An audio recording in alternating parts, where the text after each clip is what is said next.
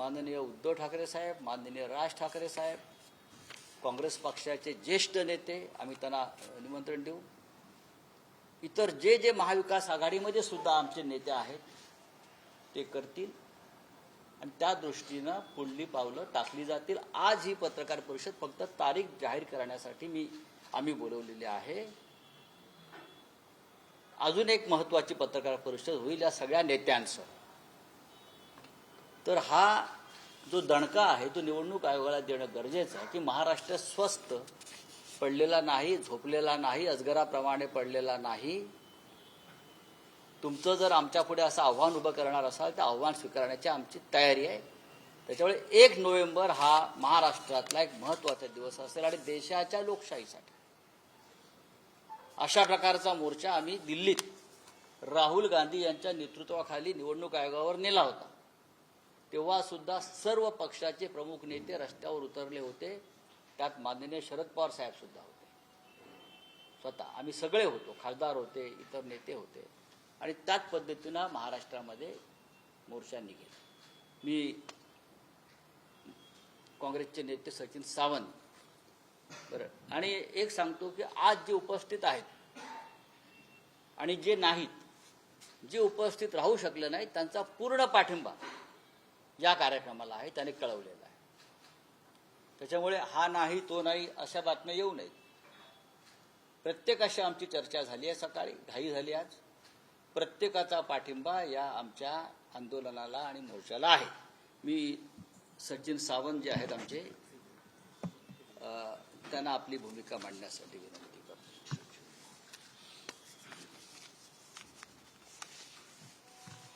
काँग्रेस नेते राहुल गांधीजींनी देशामध्ये ज्या पद्धतीनं वोट चोरी सुरू आहे आणि ती भारतीय जनता पक्ष आणि निवडणूक आयोगाच्या संगनमताने चाललेली आहे, ते पुराव्यानिशी सिद्ध करून दिलं. आणि खऱ्या अर्थानं देशाच्या तमाम जनतेचे डोळे उघडले.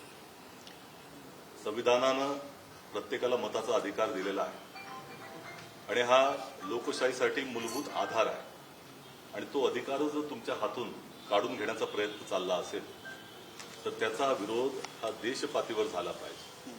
आणि हे जे अंजन त्यांच्या या एकंदर उचललेल्या पावलानंतर जनतेच्या डोळ्यात, त्याचबरोबर तमाम विरोधी पक्षाच्या डोळ्यात जे आलेलं आहे आणि त्याच्या अनुरूप संपूर्ण देशपातळीवरती याचा विरोध होतोय.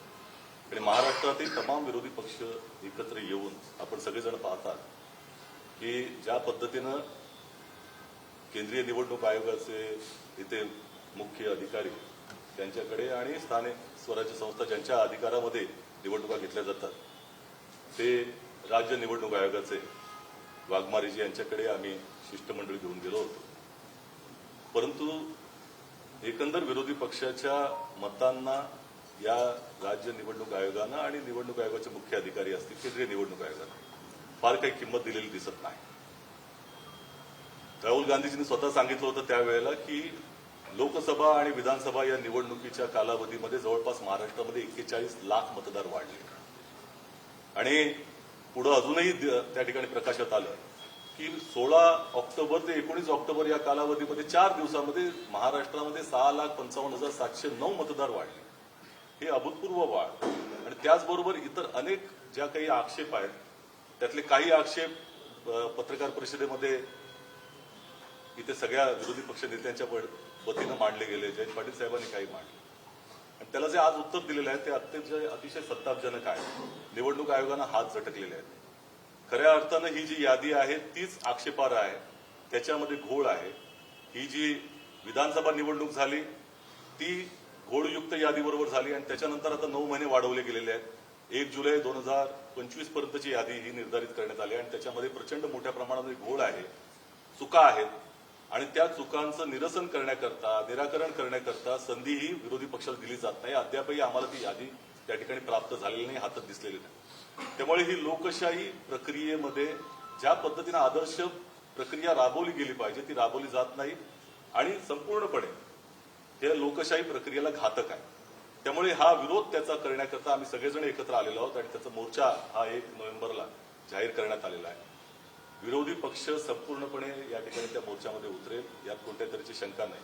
आणि महाराष्ट्राच्या 12 कोटी जनतेचा अधिकार तुम्ही लक्षात घेतलं पाहिजे की गेली 3 वर्ष त्यांनी हा टाळलाय. स्थानिक स्वराज्य संस्थांच्या निवडणुका जाणीवपूर्वक टाळल्या गेलेल्या आणि आता ही जी काही त्यांना अधिकार त्यांचा प्राप्त होण्याची ही जी संधी आहे ती देखील नाकारण्यात येत आहे. कारण ही लोकशाही प्रक्रियाच पूर्णपणे नेस्तनाबूत करण्याचा हा प्रयत्न आहे. त्याचा विरोध सगळेजण मिळून आम्ही करतो. धन्यवाद. भारतीय कम्युनिस्ट पक्षाचे कॉम्रेड प्रकाश रेड्डी मी यांना विनंती करतो. पत्रकार बंधू भगिनी, माझ्या आधी आजची पत्रकार परिषद कुठल्या उद्दिष्टाने घेतलेली आहे त्याच्याबद्दल माहिती सांगितलेली आहे. मुख्य मुद्दा हे येणारी जी निवडणूक आहे ती निवडणूक ही मतदार यादीवर अवलंबून असते. मतदार हे तिकडे मतदान करतात आणि त्याच्यासाठी यादी बनवली जाते. ही यादी संपूर्णपणे पारदर्शक असली पाहिजे. त्यात त्रुटी असता कामा नये, त्याच्यामध्ये घोटाळे असता कामा नये, एकच नाव ज्या ठिकाणी असता कामा नाही. एकच जर ही जागा असेल तर त्याच्यामध्ये 100, 2000, 500 असे मतदार नोंदवले जर असतील तर त्याच्यात ते दाखवलं गेलं, त्याच्यात सुधारणा केली पाहिजे. अशा अनेक गोष्टी म्हणजे दोनदा भेट घेऊन पक्षीय जे हे आमचं शिष्टमंडळ आहे त्यांनी दोनदा भेट घेऊन निवडणूक आयोगाला, महाराष्ट्र निवडणूक आयोगाला आणि जे हे अधिकारी आहेत त्यांना सविस्तरपणे सांगितलेलं आहे.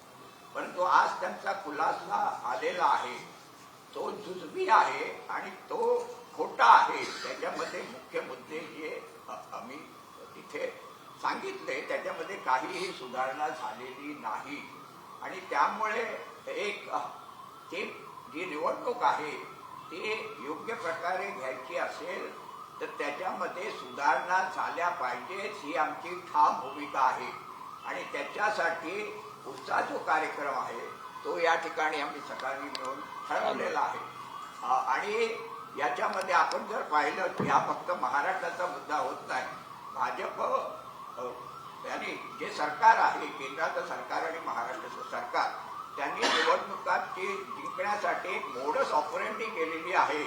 बोगस यादी करायची, मतदार वाढवायचे, खोटे मतदार करायचं आणि अशा पद्धतीने निवडणूक जिंकण्याचा प्रकार त्यांचा चालू असतो. त्याचा कुठेतरी बंदोबस्त केला पाहिजे. तो महाराष्ट्रामध्ये होऊ शकतो, झाला पाहिजे, आमची भूमिका आहे.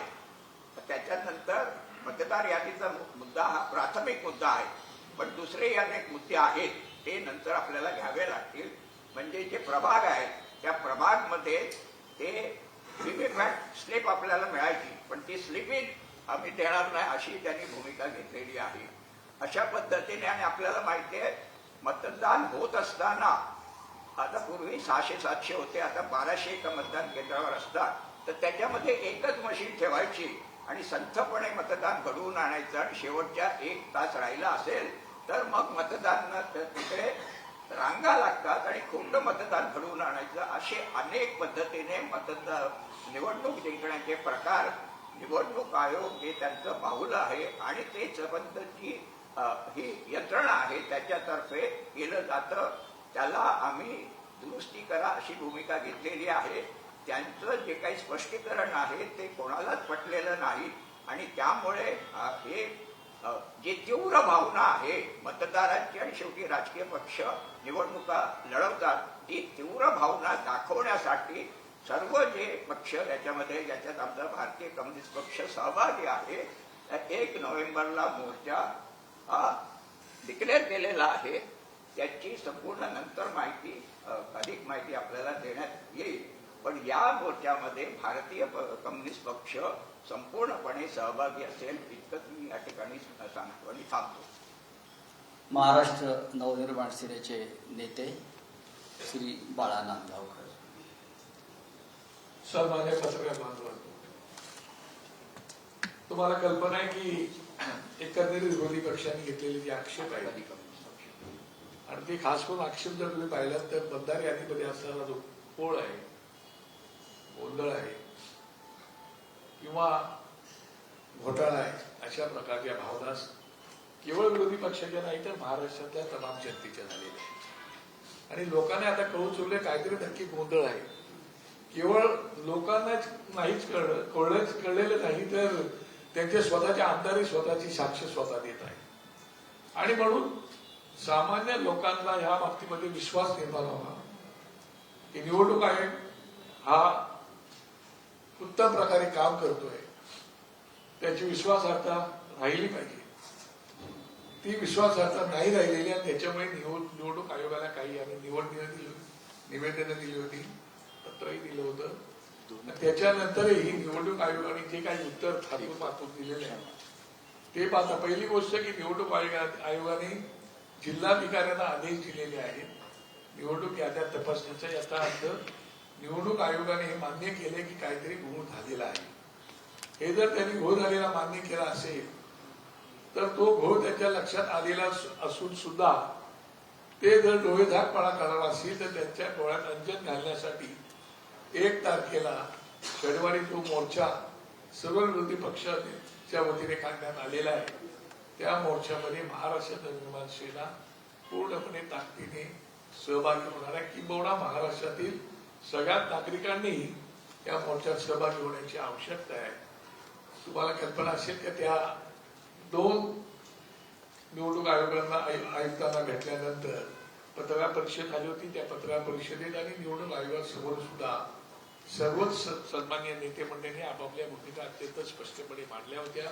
त्याचे काही पुरावे दिले होते, काही दाखले दिले होते आणि हे सगळं पाहिल्यानंतर निवडणूक आयोग जरी बोलला नसला तरी निवडणूक आयोगाच्या ते लक्षात आलेलं आहे त्या ठिकाणी घोळ आहे.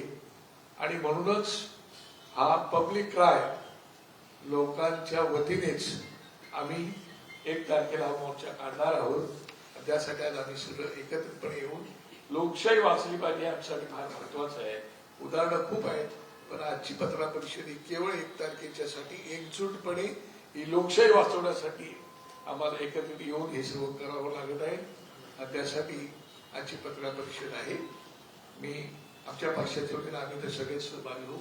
लोकांनाही आव्हान करतो आपणही सहभागी झालं पाहिजे. जयंतराव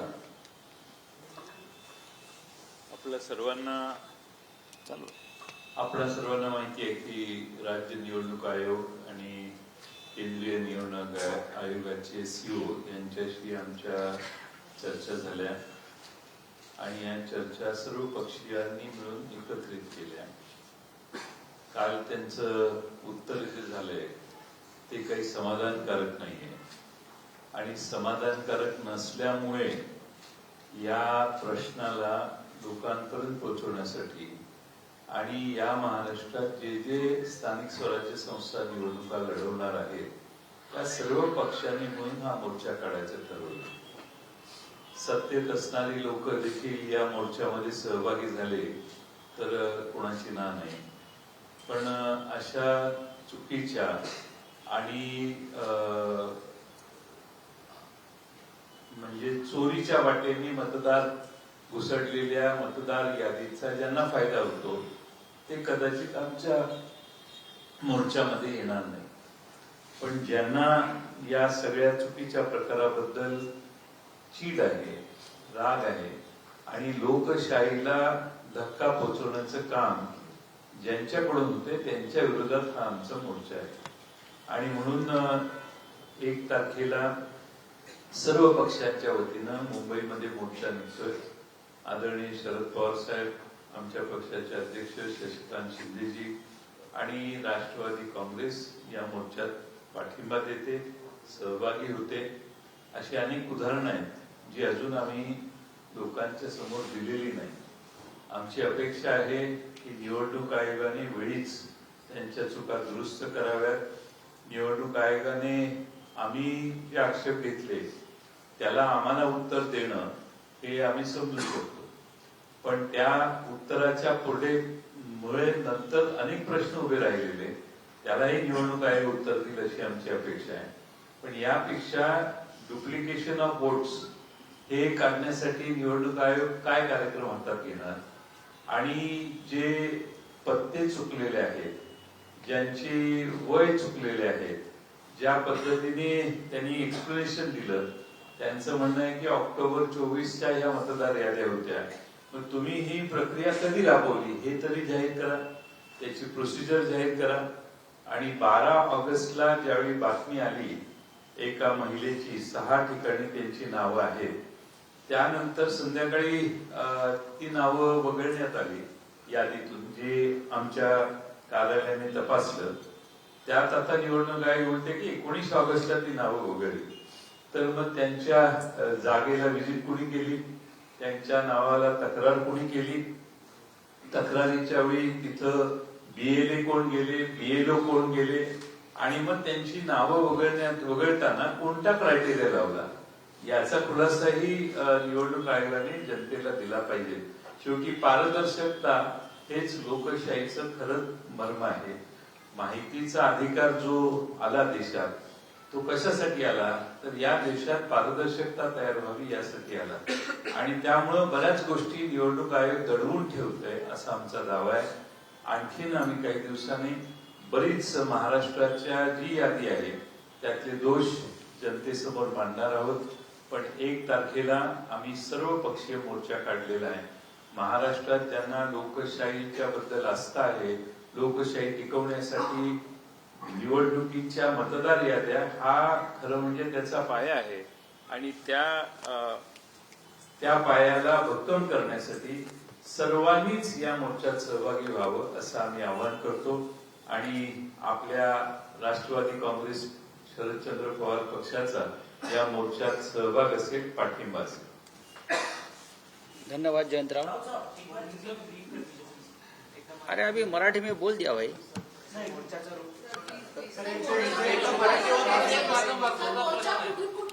मैं सांगतो मैं बोलता हूँ. बोलिए क्या बात है. बस मोर्चा का अनाउंस. देखिए, मोर्चा की अनाउंसमेंट अभी हो गई है और ये अनाउंसमेंट से पहले सभी नेताओं ने एक दूसरे के साथ बात की. पवार साहब है, जयंतराव जी है, राज ठाकरे जी है, हर्षवर्धन सकपाल साहब है और प्रकाश रेड्डी जी, कॉम्रेड अजीत नवले, सबके साथ बातचीत होकर आज तारीख हमने तय की है. 1-2 दिन में हम वापस बैठेंगे और जो रूट है वो और टाइम हम आपको बताएंगे. लेकिन एक जरूर कि 1 नवंबर का मोर्चा जो है वो देश देखेगा कि लोकशाही की लोकतंत्र की रक्षा के लिए महाराष्ट्र किस तरह से लड़ रहा है. 1 तारीख को हमको पूरे देश को दिखाना है. धन्यवाद. मुझे लगता है अब ये काफी है. चलिए.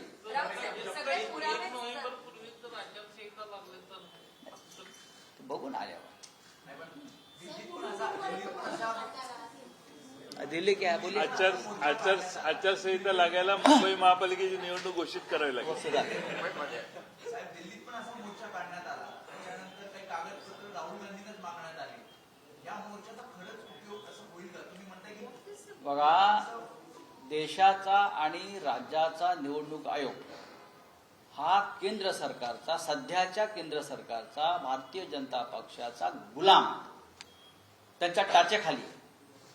त्यांच्याकडनं फार अपेक्षा जरी करता येत नसल्या तरी सुद्धा विरोधी पक्षांना, ज्यांच्यावर या देशाच्या लोकशाही रक्षणाची सगळ्यात मोठी जबाबदारी असते, त्यांना स्वस्थ बसता येत नाही. त्यांनी लोकशाहीच्या रक्षणासाठी संघर्ष हा करायलाच पाहिजे आणि तो आम्ही करतोय.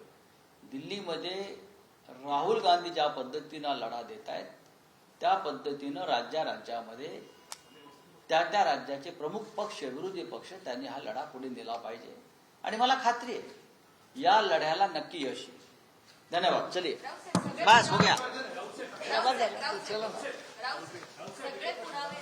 अरे काही गोष्टी आता उद्धवजी राजकीय महत्त्वाचा मुद्दा पुन्हा एकदा उपस्थित करण्यात आलाय. तर मोर्चाची घोषणा करण्यात आली. 1 कोटी मतदार घुसखोर आहेत असा आरोप यावेळी संजय राऊतांनी केला. तर या दरम्यान या पत्रकार परिषदेमध्ये सचिन सावंत, जयंत पाटील, बाळा नांदगावकर हे सुद्धा उपस्थित होते. निवडणूक आयोगाच्या घोटाळ्याबाबत ही लढाई सुरू आहे. निवडणूक आयोगाने वेळीच स्वतःच्या चुका या दुरुस्त कराव्यात अशी सुद्धा मागणी आता जयंत पाटील यांनी केली आहे. तर आगामी काळात याचे पडसाद पाहायला मिळतील. जनता आता रस्त्यावर उतरेल अशा प्रकारची प्रतिक्रिया सुद्धा या पत्रकार परिषदेच्या माध्यमातून देण्यात आली. Thank you.